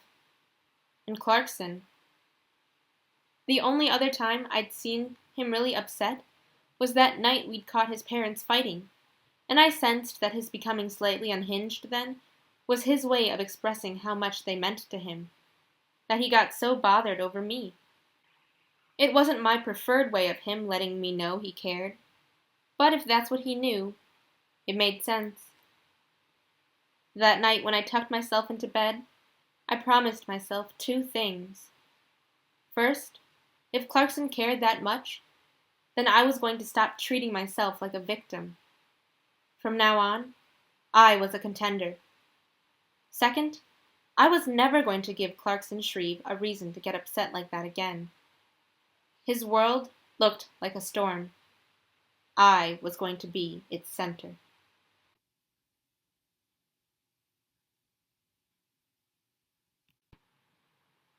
Chapter 9. "Red," Eamon insisted. "You always look stunning in red." "But it shouldn't be so primary. Maybe something deeper, like a wine." Cindley pulled out another gown, much darker than the first. I sighed with delight. "That's the one." I didn't have the fire some of the other girls had, and I wasn't a 2, but I was starting to think there were other ways to shine. I decided that I was going to stop dressing like a princess and start dressing like a queen. It didn't take much work to notice that there was a line drawn between the 2. The selected girls were given floral prints or dresses made with gauzy material. The queen's dresses were statements, bold and imposing. If my personality wasn't that way, at least my clothes could be. And I was working on carrying myself differently. If I'd been asked back in Hondaragua which was harder, roasting beans in the heat all day, or trying to have decent posture for a solid 10 hours, I'd have said the first. I was starting to wonder now. It was the subtleties I wanted to master, The unnameable things that hung around a one. Tonight on the report, I wanted to look like the obvious choice. Maybe if I looked that way, I could feel that way. Any time I felt a sliver of doubt, I thought of Clarkson. There wasn't a huge defining moment between us. But when I was worried I wasn't enough, I held on to the little things. He'd said he liked me. He told me not to check out. He might have walked away, but he'd also returned. That was enough to give me hope. So I put on my red dress, took a pill to prevent a headache, and prepared to do my best. We weren't exactly prepped for when we would or wouldn't be asked questions or have a discussion. I assumed it was part of the selection process, finding someone who could think on her feet. So I was disappointed when the report ended without us getting a chance to speak. I told myself not to be bothered. There would be other opportunities. But while everyone around me sighed with relief, I was down. Clarkson walked over and I perked right up. He was coming this way. He was going to take me on a date. I knew it. I knew it. But he stopped in front of Madeline. He whispered in her ear, and she giggled as she gave him an enthusiastic nod. He held out a hand, allowing her to move forward. But before he followed her, he ducked back and murmured into my cheek, "Wait up for me." He left, not looking back. But I didn't need him to. "Are you sure you don't need anything else, miss?" "No, Martha, thank you. I should be just fine." I'd dimmed the lights in my room, but I left my dress on. I nearly sent up for some dessert, but I felt certain he'd already have eaten. I wasn't sure why, but I felt warm all over, as if my skin was trying to tell me tonight mattered. I wanted it to be perfect. "You'll send for me, of course. You shouldn't be alone at night." I reached for her hands, and she didn't hesitate to let me hold them. "As soon as the prince leaves, I'll ring for you." Martha nodded and squeezed my hands before leaving me alone. I ran to the bathroom, checked my hair, brushed my teeth, and straightened my dress. I needed to calm down. Every inch of my skin was awake, waiting for him. I sat at my table, concentrating on my fingertips, palms, wrists, elbows, shoulders, neck. I went piece by piece, trying to soothe myself. Of course, it was all rendered perfectly useless when Clarkson knocked on the door. He didn't wait for me to answer. He walked right in. I stood to greet him, and I meant to curtsy, but there was something in his eyes that left me bewildered. I watched him saunter across the floor, his stare intent. I pulled my hand to my stomach, willing the butterflies inside to still. They weren't having it. Wordlessly, he raised a hand to my cheek, brushing my hair back, then left it under my chin. There was a hint of a smile on his face, just before he leaned in. Growing up, I'd imagined 100 first kisses with Clarkson. Apparently, I didn't dream big enough. He guided me, holding me to him. I thought maybe I'd misstep or stumble, but somehow my hands were in his hair, clutching him as tightly as he was me. He bent, and I curved into him, happily surprised at how well we fit. This was joy. This was love. So many words you hear about or read about, and now I knew them. When he finally pulled away, there were no more butterflies or flickers of nerves. An entirely new feeling was pulsing through my skin. Our breathing was fast, but it didn't stop him from speaking. "You look stunning tonight. I thought you should know."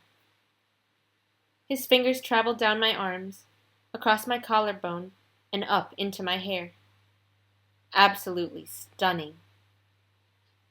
He kissed me once more and left, stopping to give me a final look at the door. I wandered over to the bed and fell into it. I meant to call Martha and get her to help me out of my dress, but I felt so beautiful, I just let it be.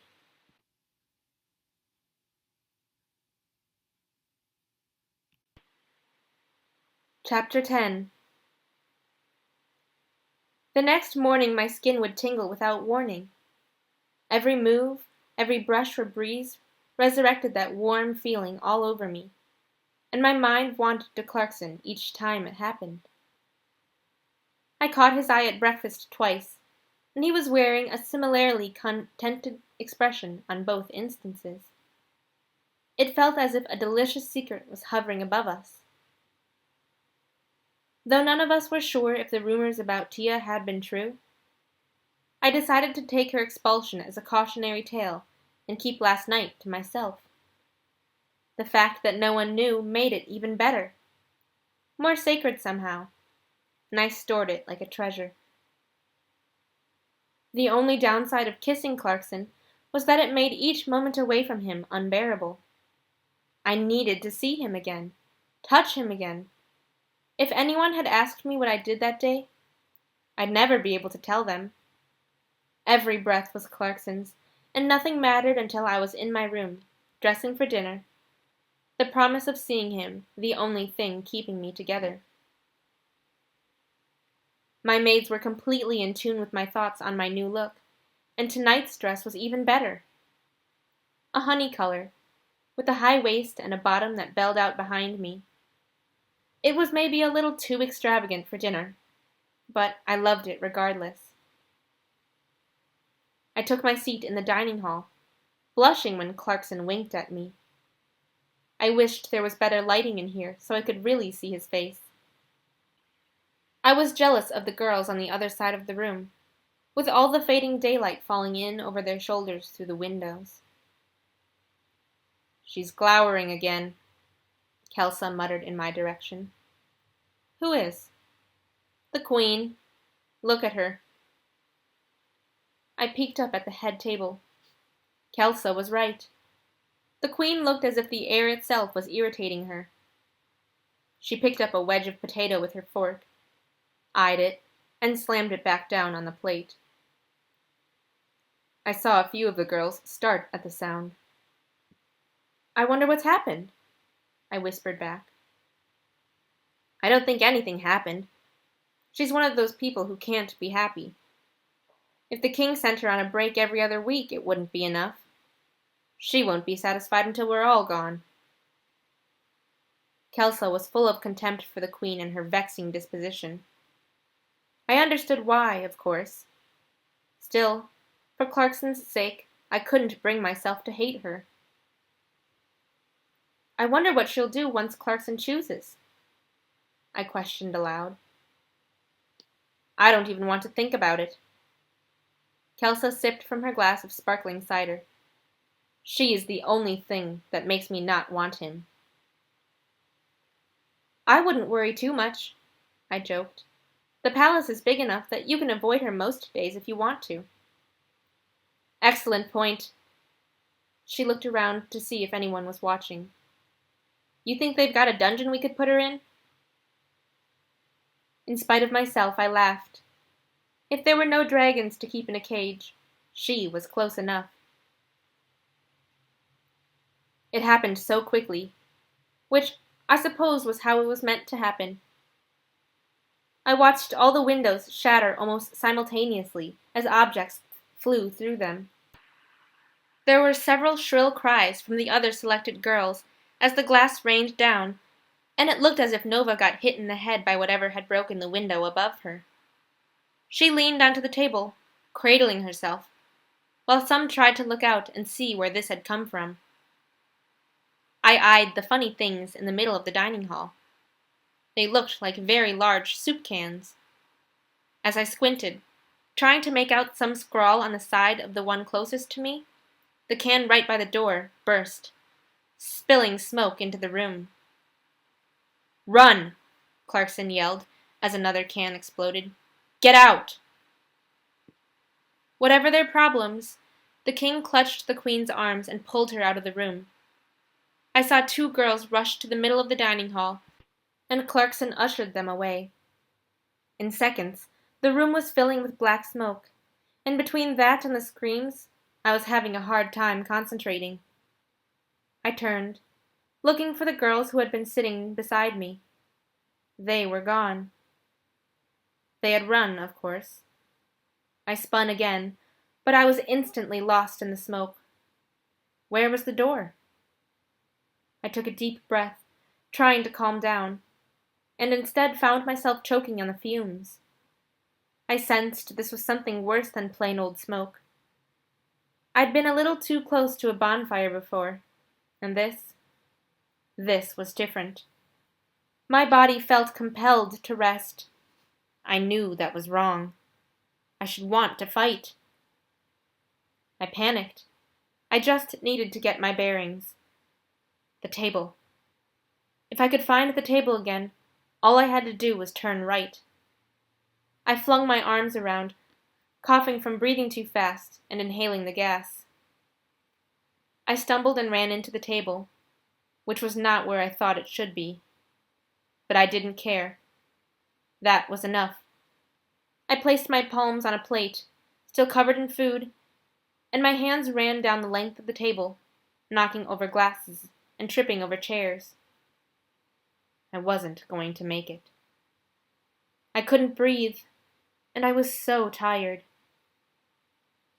"Amberly!" I pulled my head up, but I couldn't see a thing. "Amberly!" I banged my hand on the table, coughing from the effort. I didn't hear him again, and all I could see was smoke. I started banging the table again. Nothing. I tried once more, and in the middle of striking the table, my hand came down on another hand. We reached for each other, and he hurriedly dragged me away. "Come," he managed, pulling me along. It felt as if the room would never end, but then my shoulder crashed into the doorframe. Clarkson held my hand, ushering me to move forward, but all I wanted to do was rest. "No, come." We moved farther down the hall, and I saw a few other girls there, lying on the floor. Some were gasping for air, and at least two had vomited from the gas. Clarkson pulled me past the last of the other girls, and then we fell to the ground together, gasping in the clean air. There was no way that attack, and I was certain that's what this was, had lasted more than 2 or 3 minutes, but I felt as if I'd run a marathon. I was lying on my arm in a very painful way, but it took too much effort to change positions. Clarkson wasn't moving, but I could see his chest rise and fall. A moment later, he turned to me. "Are you all right?" It took all my strength to answer. "You saved my life." I paused, gasping. "I love you." I'd imagined saying those words plenty of times, but never like that. Still, I couldn't be bothered to regret it as I drifted off, the sounds of the charging guards echoing in my ears. There was something stuck to my face when I woke up. I reached and found an oxygen mask, kind of like the one I'd seen after Samantha Rail got caught in that fire. I turned my head to the right and saw that the desk where the nurse usually sat and the door were practically beside me. In the other direction, nearly every bed in the hospital wing was occupied. I couldn't tell how many of the girls were here, which made me wonder how many of them were absolutely fine, or if any of them didn't make it. I tried to sit up, hoping that I could see more. And once I was almost upright, Clarkson saw me and walked my way. I didn't feel too dizzy or short of breath, so I pulled off the mask. He was slow himself, still getting over the effects of the gas. When he finally reached me, he sat on the edge of my bed and spoke quietly. "How are you feeling?" His voice was like gravel. "How can—" I tried to clear my throat. I sounded strange, too. "How can that matter? I can't believe you went back in. There are 20-some-odd versions of me here. There's only one you." Clarkson placed his hand out, asking for me. "You are not exactly replaceable, Amberly." I pressed my lips together, not wanting to cry. The heir to the throne had run into danger for my sake. The feeling that accompanied that knowledge was almost too beautiful to bear. "Lady Amberly," Dr. Mission said, sweeping over. "Glad to see you're finally awake." "Are the others well?" I asked, my voice so foreign. He exchanged a quick glance with Clarkson. "On the mend." They were omitting something, but I'd worry about that later. "You were quite lucky, though. His Highness pulled out 5 girls, including yourself." "Prince Clarkson is brave, I agree. I'm very fortunate." My hand was still in his, and I gave him a quick squeeze. "Yes," Dr. Mission answered, "but forgive me if I ask whether the bravery was warranted." We both turned his way, but it was Clarkson who spoke. "Excuse me?" "Your Highness," he replied quietly. "Certainly you know your father would disapprove of you devoting so much time to a girl not worthy of you. It would have hurt less if he'd hit me. The chances of her reproducing are marginal at best, and you nearly lost your life rescuing her. I've yet to report her condition to the king, as I was sure you'd mercifully send her home once you knew, but if this continues, I will have to make him aware." There was a long pause before Clarkson answered. "I believe I heard several of the girls say your hands lingered a little too long as you examined them today," he said coldly. The doctor's eyes squinted. "What do you— And which one was it who said you whispered something very inappropriate in her ear? It doesn't matter, I suppose." "But I never—" "Hardly the point. I'm the prince. My word is above questioning. And if I even hint that you dared to touch my women in any way that wasn't professional, you might find yourself in front of a firing squad." My heart was racing. I wanted to stop him, to tell him no one's life needed to be threatened over this. Surely there were other ways to get around the issue. But I knew that now was not the time to speak. Dr. Mission swallowed as Clarkson continued to speak. "If you value your life at all, then I suggest you don't interfere with mine. Are we clear?" "Yes, Your Highness," Dr. Mission said, throwing in a quick bow for good measure. "Excellent. Now, is Lady Amberly in good health? Can she go to her room to rest in comfort?" "I'll have a nurse check her vitals at once." Clarkson waved his arm, and the doctor left. Can you believe he had the nerve? I should get rid of him anyway. I placed my hand on Clarkson's chest. "No, no, please don't hurt him." He smiled. "I meant that I'd send him away. Find a suitable position for him elsewhere. Many of the governors like having private doctors. He'd do well in something like that." I sighed in relief. So long as no one died. "Amberly," he whispered. "Before he told you, did you know that you might be unable to have children?" I shook my head. I was worried. I've seen it happen to others where I live. But both my oldest siblings are married, and they have babies. I hoped I would be able to, too. My voice hitched, and he hushed me.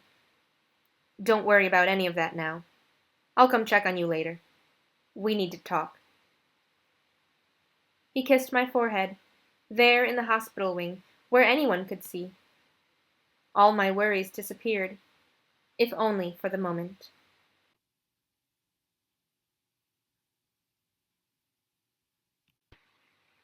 Chapter 11.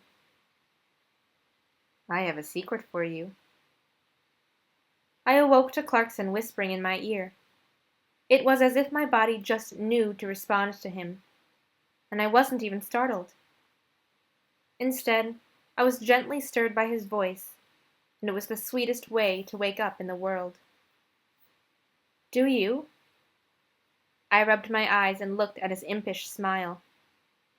He nodded. Shall I tell you?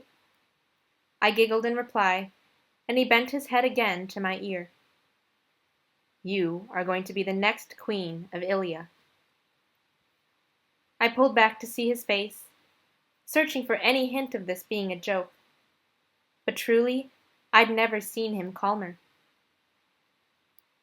Do you want me to tell you how I know?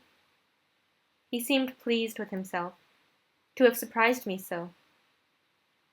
Please, I breathed, still not believing his words. I hope you'll forgive my little tests, but I've known for a long time what I was looking for. He shifted in the bed, and I sat up so we were facing each other. I liked your hair. Instinctively, I touched it. What do you mean? There was nothing wrong with it when it was long. I asked several girls to cut their hair, and you were the only one who gave me more than an inch.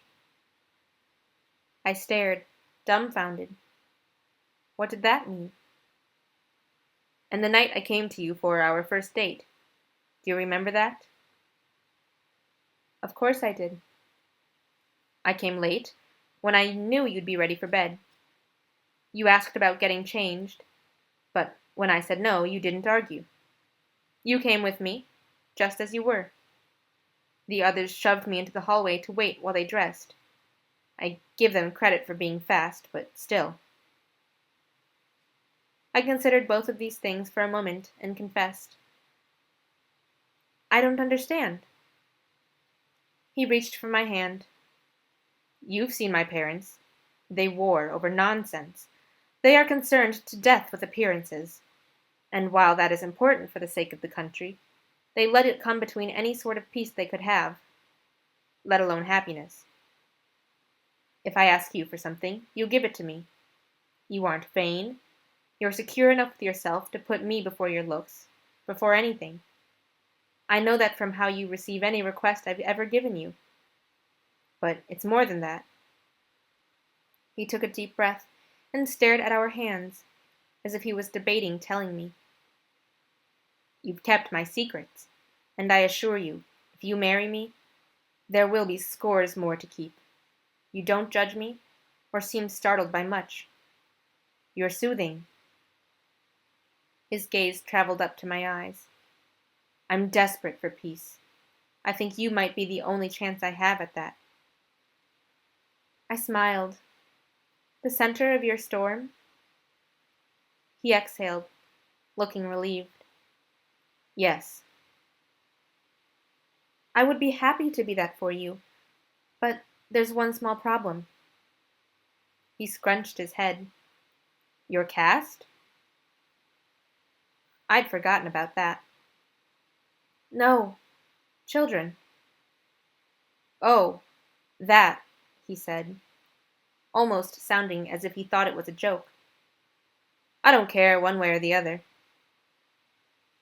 But you have to have an heir. For what? To carry on the line?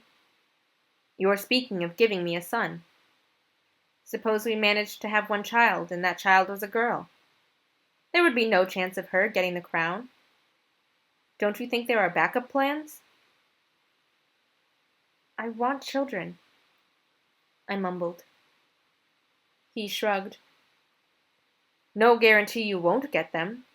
Personally, I'm not fond of children. I guess that's what nannies are for. And your home is so vast you'd never hear one raise their voice. Clarkson chuckled. True. So no matter what, that is not an issue for me. He was so calm, so unconcerned, that I believed him, and the weight of all that worry fell off me. My eyes welled up, but I didn't allow myself to cry. I would save the tears for later, when I was alone. "The true issue for me is your caste," he confessed. "Well, not for me so much as for my father. I'll need time to work out the proper way to address that, which means the selection could go on for quite some time. But take heart," he said as he leaned in close. "You will be my wife." I bit my lip, too happy to believe this was real. He tucked a strand of hair behind my ear. "You will be the only thing in this world that is truly mine, and I will put you on a pedestal so high it will be impossible for anyone not to adore you." I shook my head, dizzy with joy. "I don't know what to say." He kissed me quickly. "Practice saying yes. When the time comes, I want you to be ready." We leaned our foreheads into each other and stayed quiet for a moment. I couldn't believe this was real. He'd said all the words I'd ever hoped to hear.